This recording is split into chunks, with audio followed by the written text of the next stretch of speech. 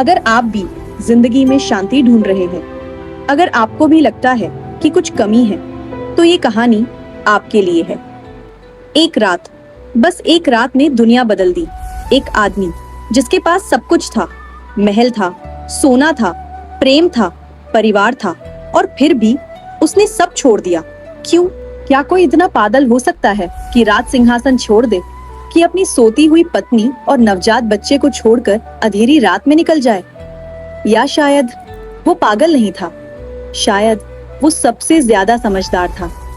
आज हम उस एक इंसान की कहानी सुनेंगे जिसने दुखों का रहस्य खोजा, जिसने बिना किसी तलवार के एक पूरी दुनिया जीत ली, जिसके शब्द आज भी हजारों साल बाद करोड़ों लोगों के दिलों में जीते हैं। ये कहानी है सिद्धार्थ गौतम की। ये कहानी है गौतम बुद्ध की, और ये दिन है बुद्ध पूर्णिमा का। बात करीब 2500 साल पुरानी है। नेपाल की तराई में एक जगह है लुम्बिनी। आज भी वहां जाओ तो हवा में कुछ अलग लगता है, एक शांति, एक सन्नाटा, जैसे उस मिट्टी ने कुछ बहुत पवित्र देखा हो। उसी लुम्बिनी में एक वैशाख पूर्णिमा की रात, जब चांद अपनी पूरी रोशनी में था, शाक्य गणराज्य के राजा शुद्धोधन की महारानी माया देवी एक बगीचे से गुजर रही थी। कहते हैं उन्होंने एक शाल के पेड़ की डाल थामी, और उसी पल एक बच्चे ने इस दुनिया में पहला कदम रखा। लेकिन ये बच्चा कोई साधारण बच्चा नहीं था।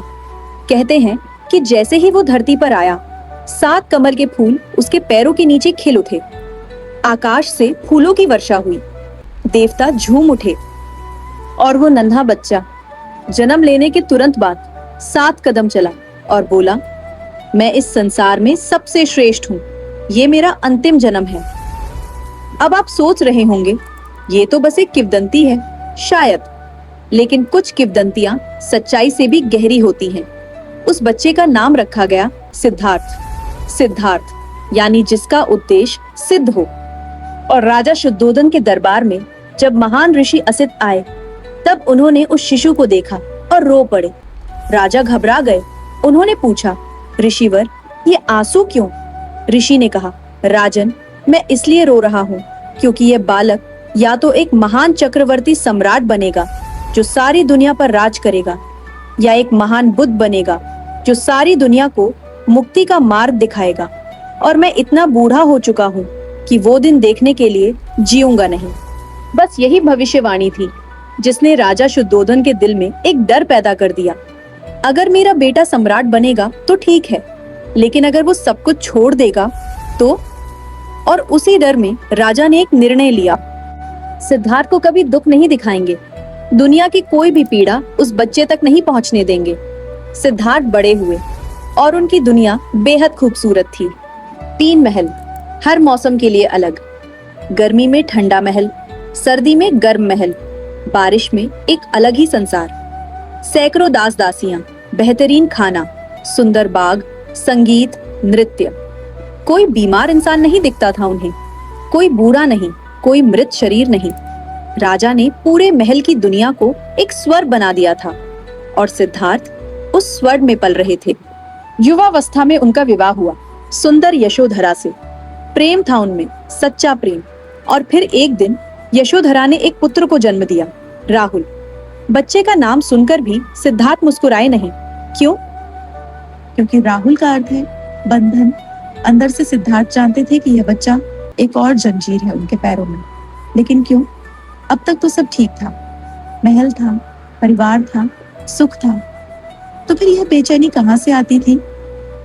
दोस्तों, यही वो सवाल है जो हर इंसान के मन में कभी ना कभी उठता है। जब सब कुछ होता है फिर भी कुछ अधूरा लगता है, जब हंसी के बीच भी एक खालीपन होता है, जब रात को नींद नहीं आती, और खुद नहीं पता कि क्यों। सिद्धार्थ को भी यही होता था। महलों की रोशनी में भी एक अंधेरा था उनके अंदर, और एक दिन उस अंधेरे ने उन्हें महल के बाहर खींच लिया। वो दिन सिद्धार्थ की जिंदगी का सबसे बड़ा मोड़ था। अपने सारथी छंदक के साथ वो पहली बार नगर देखने निकले, और पहला दृश्य देखकर वो रुक गए। एक बूढ़ा आदमी, झुकी हुई कमर, कांपते हाथ, लड़खड़ाते कदम। सिद्धार्थ ने कभी बुढ़ापा नहीं देखा था। उन्होंने छंदक से पूछा, ये कौन है? इसे क्या हो गया? छंदक ने जवाब दिया, राजकुमार, ये बूढ़ा आदमी है, एक दिन हम सब ऐसे हो जाते हैं। सिद्धार्थ चुप हो गए। हम सब? तो क्या मैं भी? क्या यशोधरा भी? वो घर लौट आई, लेकिन मन नहीं लौटा। कुछ दिन बाद फिर निकले। इस बार एक बीमार आदमी दिखा, जमीन पर पड़ा, कराहता हुआ, हाथ पैर बेकाम, दर्द से तड़पता। सिद्धार्थ ने फिर पूछा, ये क्या है? छंदक बोला, यह बीमारी है राजकुमार, कोई भी बीमार पड़ सकता है, कोई भी। सिद्धार्थ का दिल और भारी हो गया।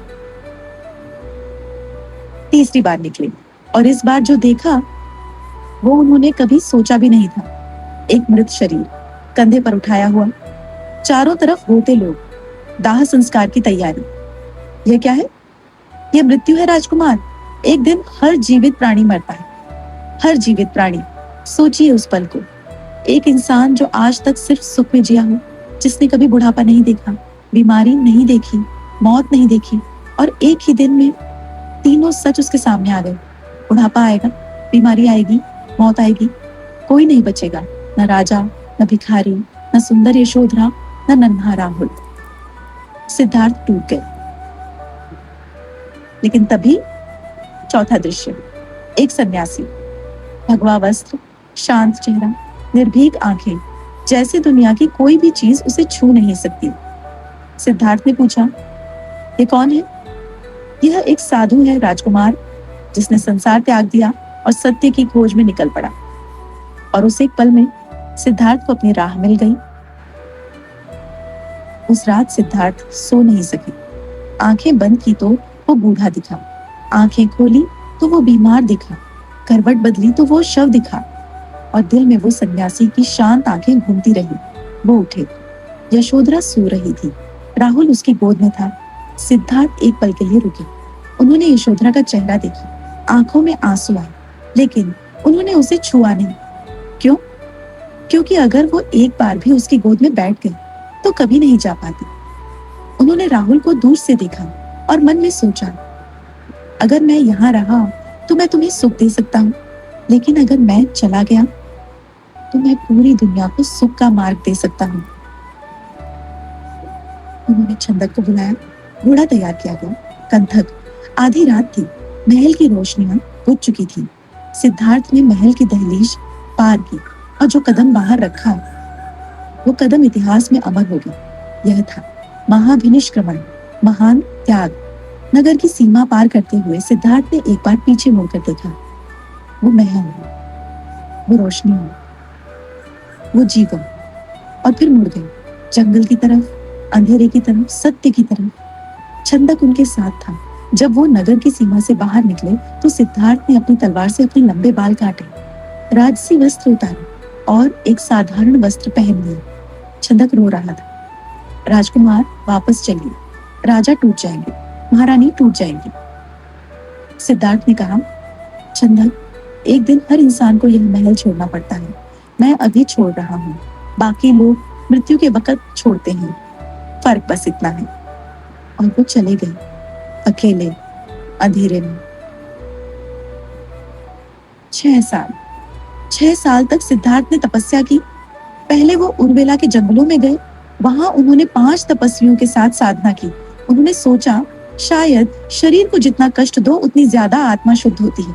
तो उन्होंने खाना कम कर दिया, फिर और कम, फिर और। एक दाना, आधा दाना।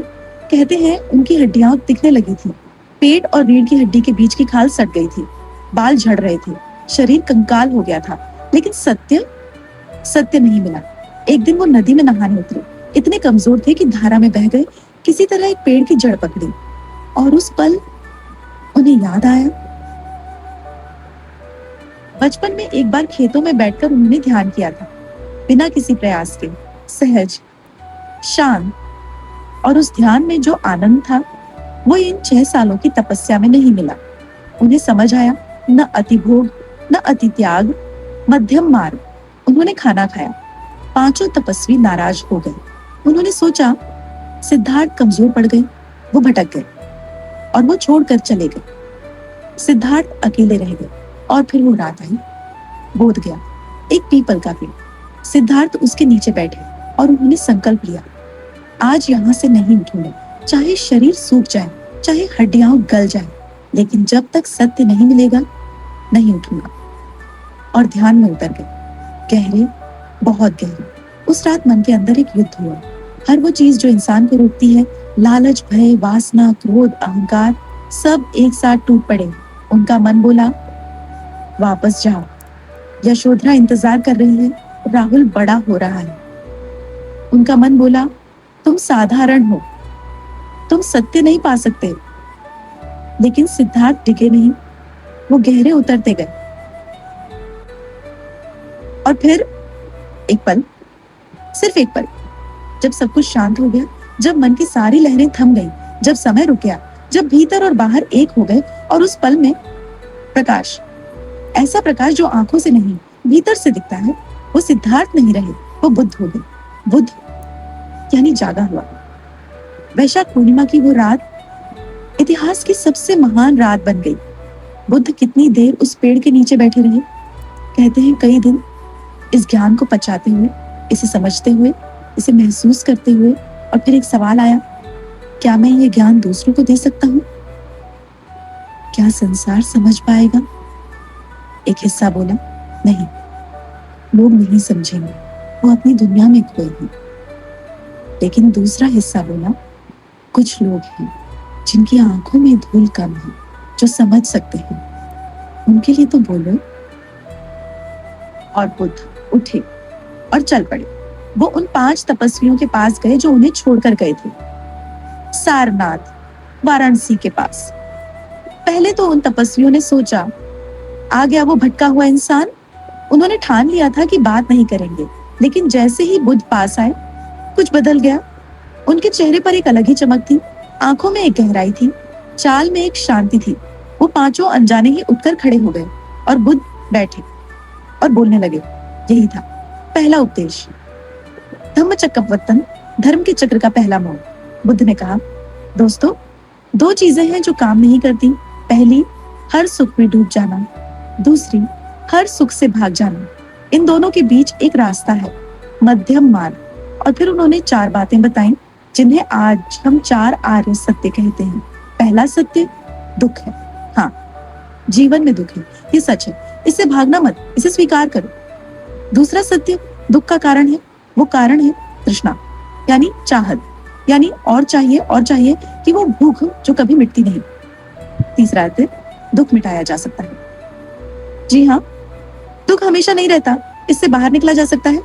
चौथा सत्य, एक रास्ता है, एक ऐसा मार्ग है जो दुख से मुक्ति देता है, और वो मार्ग है अष्टांगिक मार्ग। 8 कदम, सही सोच, सही इरादा, सही बोल, सही काम, सही रुचि, सही प्रयास, सही जागरूकता, सही ध्यान।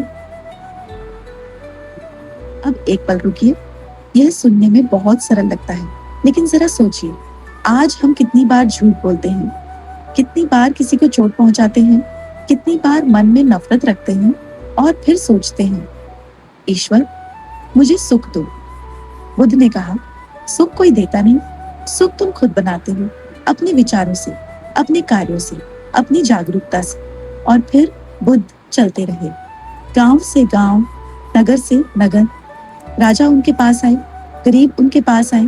एक बार एक हत्यारा आया, अंगुलिमाल, जो लोगों की उंगलियां काटता था, जिससे पूरा नगर कांपता था।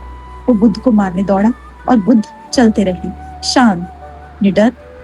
अंगुलिमाल चिल्लाया, रुको। बुद्ध ने मुड़कर कहा, मैं रुका हुआ हूँ, तुम कब रुकोगे? वो एक वाक्य, उस हत्यारे का पूरा जीवन बदल गया। उसने हथियार फेंके और बुद्ध के शरण में आ गया। बुद्ध के पास हजारों शिष्य आए, उनके शब्दों ने लाखों लोगों की जिंदगियां बदली। एक औरत आई, किसा गौतमी, जिसका बच्चा मर गया था। वो मृत बच्चे को गोद में लेकर घूमती थी, पागल हो गई थी। बुद्ध के पास आए, रोते हुए बोली, मेरे बच्चे को जीवित कर दो। बुद्ध ने कहा, ठीक है, एक काम करो, नगर में जाओ और किसी ऐसे घर से सरसों के दाने लेकर आओ जहां कभी कोई मरा ना हो। वो औरत घर घर गई, हर घर में कोई ना कोई मरा था। किसी का बाप मरा था, किसी का बच्चा, किसी की माँ। और धीरे धीरे उसे समझ आया, मृत्यु सिर्फ उसके घर नहीं आई, मृत्यु हर घर आती है। वो बुद्ध के पास लौटी, खाली हाथ, लेकिन दिल में एक शांति थी।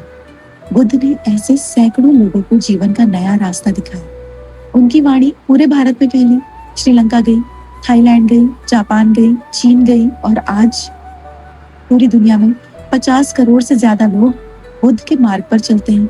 एक इंसान जिसके पास कोई सेना नहीं थी, कोई राज्य नहीं था, कोई धन नहीं था, बस शब्द थे, और वो शब्द दुनिया बदल गई। और अब बात करते हैं उस दिन की जिसे हम बुद्ध पूर्णिमा कहते हैं, वैशाख पूर्णिमा। यह दिन 3 कारणों से अनंत काल तक याद रहेगा। पहला, इसी दिन सिद्धार्थ गौतम का जन्म हुआ था, लुम्बिनी में। दूसरा, इसी दिन उन्हें ज्ञान मिला था, बोधगया में। तीसरा, इसी दिन उन्होंने महापरिनिर्वाण प्राप्त किया था, कुशीनगर में। एक ही तिथि, 3 महान घटनाएं, जन्म भी, ज्ञान भी और अंत। ये कोई संयोग नहीं है, यह एक संदेश है। हर वैशाख पूर्णिमा को जब पूर्ण चांद आसमान में चमकता है तो वो याद दिलाता है कि पूर्णता संभव है, जागना संभव है, मुक्ति संभव है। बुद्ध के अंतिम दिनों की बात करें, वो कुशीनगर में थे, उम्र हो चुकी थी, शरीर थक चुका था। एक शिष्य ने रोते हुए कहा, भगवान आप जा रहे हैं, अब हम क्या करेंगे? बुद्ध ने अपनी आखिरी सांसों में मुस्कुराते हुए कहा, अब दीपोभव, अपने खुद के दीपक बनो। मुझ पर निर्भर मत रहो, मेरे शब्दों को समझो, अपने अनुभव से जांचो और जो सही लगे उस पर चलो। और फिर वो शांत हो गए, एक मुस्कान के साथ। आज बुद्ध पूर्णिमा के दिन जब भी पूर्ण चंद्रमा देखे तो एक पल रुकिए, सोचिए, क्या मैं अपनी जिंदगी में शांति खोज रहा हूँ? क्या मैं बाहर ढूंढ रहा हूँ वो चीज जो शायद भीतर है? बुद्ध ने कहा था, तुम्हारे भीतर वो सब कुछ है जो तुम बाहर ढूंढते हो। महल नहीं चाहिए, सोना नहीं चाहिए, बस एक जागी हुई चेतना चाहिए, एक पल की चुप्पी, एक पल की सच्चाई, एक पल की शांति। सिद्धार्थ ने सब कुछ छोड़ा ताकि हमें कुछ मिल सके। उन्होंने राज सिंहासन छोड़ा ताकि हम अपने मन के राजा बन सके। उन्होंने परिवार छोड़ा ताकि पूरी दुनिया उनका परिवार बन सके। उन्होंने महल छोड़ा ताकि हर दिल एक महल बन सके। और आज हजारों साल बाद भी वो पीपल का पेड़ बोधगया में खड़ा है, वही मिट्टी, वही हब। और अगर आप वहां बैठे, आंखें बंद करें, तो शायद, बस शायद, आप भी महसूस करेंगे वो शांति, वो प्रकाश, वो जागृति। बुद्धं शरणं गच्छामि, धम्मं शरणं गच्छामि, संघं शरणं गच्छामि। अर्थात मैं बुद्ध की शरण में जाता हूँ, मैं धर्म की शरण में जाता हूँ, मैं संघ की शरण में जाता हूँ। बुद्ध पूर्णिमा की आप सभी को हार्दिक शुभकामनाएं। भगवान बुद्ध के इस प्रेरणादायक जीवन सफर से अगर आपको कुछ सीखने को मिला हो तो इस वीडियो को लाइक करें, चैनल को सब्सक्राइब करें और अपने विचार कमेंट में जरूर साझा करें। आपका समर्थन ही हमें ऐसे और सार्थक कंटेंट बनाने की प्रेरणा देता है।